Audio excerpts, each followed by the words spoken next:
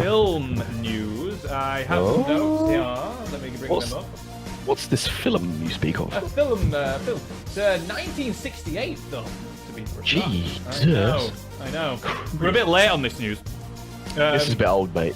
The fake news. We're gonna review it finally. No. Okay. Yeah. Night of the Living Dead is getting an official sequel from the original filmmakers. Wow. Here is an article from comicbook.com. And Late it on says, filmmaker George A. Romero continued the mythology he established in 1968's Night of the Living Dead with Dawn of the Dead in 1978.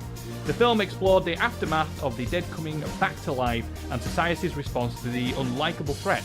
But Living Dead Media confirmed a direct sequel to the original film will be debuting next year, adapted from a script created by the original film's producers and writers.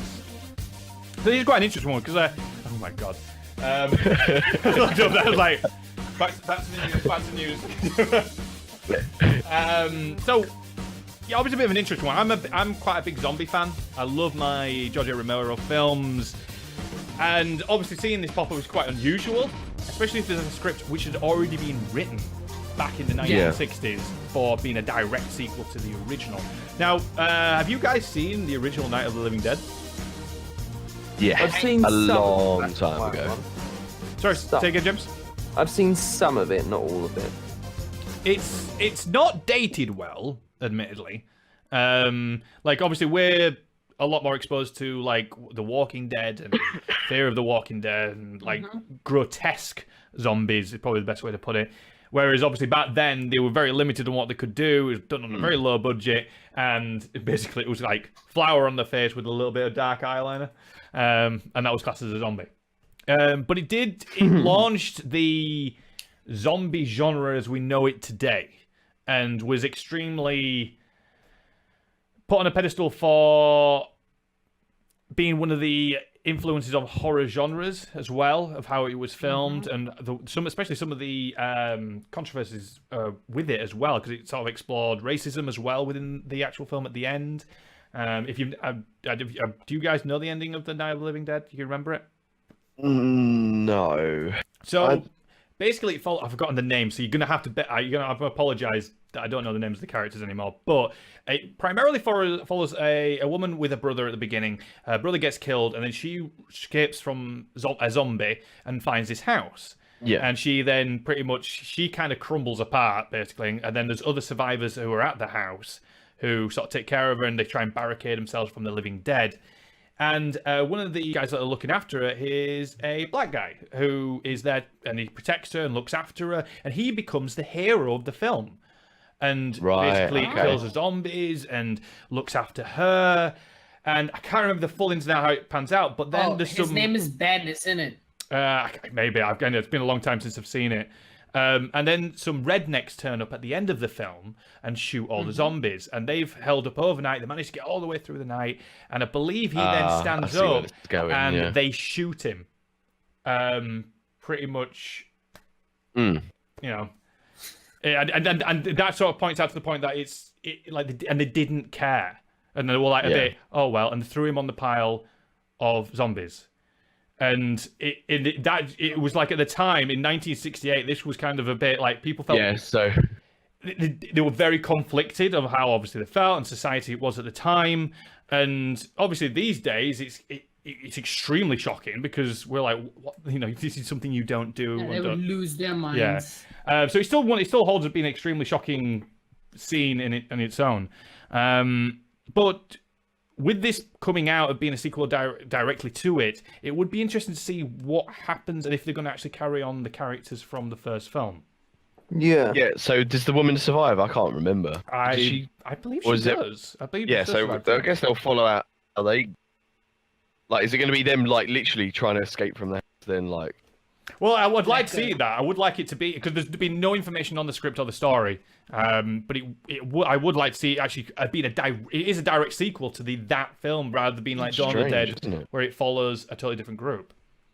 I think what's very good is the fact that the script was written very closely to that one. So it's not like 30 years on they're trying to capture that writer's style and vision. it's already been done, so they haven't got to try and capture but they're gonna remake it. See, I agree with what you're saying, but I also have like a big no towards that because of two reasons. One, the original director is not there. He passed away. So the way the first movie felt, it's clearly not going to feel the same because they don't have the same director. And second, R.I.P. George. Scripts can get outdated very quickly. Oh, so yeah. if they have jokes in the movie, if they have certain settings in the movie, certain issues they're tackling, it's very easily, because the movie's like, what, half a decade old almost? Wouldn't it be great to see, like, them doing it with, like, you know, a modernized version of that script? And then, like, they film it all again, but like with what it was going to be, and then it'd be like really strange, outdated sayings, like I don't know, like you know what I mean. I think I've got to agree with that. I've got to imagine that they're going to have to change some aspects of the script to try and bring it up to date. I do hope they film it in black and white, and I don't really like. So they dab. It's like got him. The zombies just like this. It's where you see the guy on the second floor jumps out the window, does a 360 shot, and gets him in the head and goes, no scope. He needs some milk. He needs milk. Yeah, I think they should do it black and white. Do it in the similar style of filming, and I don't think they need to go grotesque with the zombies either. Just kind of make sure I make it very clear that they are zombies and. Well, the black and white's just to make it so it doesn't look so like that dude's got flour on his face. Like, I think that's what that was for. Because back then, color film was still very expensive, very new. Yeah, but when you're making a horror film, it's hard. Like anything you do kind of looks just tacky, doesn't it? There's a certain way to do. Yeah. So that's what I'm thinking. The movie, no matter how trend-setting it was, zombies as a trope is so oversaturated now. Like these days when I watch zombie movies, they make me laugh more than they make me, get afraid, because they feel tacky. They feel like, hey, we don't have any ideas. Let's make a horror movie about zombies. Like, what was that? There was this one that happened with Tom Cruise. Was it Tom Cruise?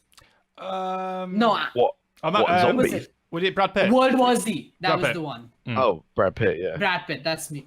So that movie, I went to watch it. It was all right. And I feel like that's what Night of the Living Dead is gonna suffer with. Yeah, I see. I didn't mind World War Z. I can see where you're coming from though. It's like the trope of it. But the one area that I did enjoy about World War Z was that, which I think, unfortunately, like The Walking Dead and Fear the Walking Dead seems to do it quite a bit. Well, they've done it. Is that they skip over the infection point where it's just the breakout. Now, I think that's the most interesting aspect of a zombie story, is society trying to figure out what the hell is going on. And quite a lot of them just jump over it. And World War Z did focus quite a bit on it. Yeah, I like the idea of trying to find patient zero. I love that. But the execution was all right. But the fact that he can get on like a plane and fly from fucking one country to another country during an apocalypse. Yeah. But it's not stated as an apocalypse. It's stated as an outbreak. So usually with all these zombie movies that tend to happen is that they skip large periods of time. They're like 70, 80 years since the zombie outbreak has happened, and like travel means the collapse and all of that. So World War Z takes place, I think, in the first 10, 15 years of the outbreak. So it's very much that the governments are still trying to hold on, because the collapse won't happen immediately. It'll take time with anything. So I really like that aspect of it, but I am worried that the sequel, because I saw the trailer, I couldn't make it through half of it for the first movie, because I'm like, this is a zombie movie, Yeah, I can agree with that. It is an overdone trope, and that's why I kind of looking forward to the style of this one, and hopefully it'll capture a little bit of what the original had. And because if you manage to capture at least the atmosphere, a little bit of the original, combine that with like the filming and the atmosphere of like the series that you mentioned, Luke, the other week, the House of the Haunting Hill, or whatever it's called. We kept changing the name all the way through the live stream. But in like a black and white, old school, I think it could actually make a little bit of tension again and make it feel a little bit creepy again. Yeah, I'm hoping. Yeah, maybe because it's not been seen that much anymore. Who knows? So let us know. That was our film section anyway. We like to drop in a film occasionally here and there. Let us know down in the comments. did you watch the original 1968 Night of the Living Dead? Have you seen it? Are you looking forward to a direct sequel to that story and seeing what happens with? I believe it. Yeah, she actually survived, and see what actually happened to her. The original story with her though was not. She literally fell apart. She's actually quite annoying. If I remember, in the remake of Night of the Living Dead, which was released in the late 80s, I believe, they made her character a lot more badass. Yeah. So it would be interesting to see what direction they go with her character. Matt Hurt says, no, I'm not seeing Night of the Living Dead. Check it out, or at least, like, if you can get... I believe they did a colour version on Netflix or Amazon Prime. Yeah, they did a colour version of it. So it's worth having a little look and seeing what you think to it. You might have to skip a load, because there'll be aspects of it which you will find boring these days. And I mean, I suggest people watch Dawn of the Dead, man. Dawn of the Dead's my favourite one. So Matt Hurt says he has a bad feeling that they're going to mess up the sequel. I think so too. I don't think it's going to go great. But, you know, it's worth a shot. Yeah, especially if you got an original script. If you got an original script from you can give it a try. Original creators, then, and the original team is working on it as well. Obviously, some of them are going to be very old now, but obviously they've hired a few people since then. So that'll be interesting to see what they go with.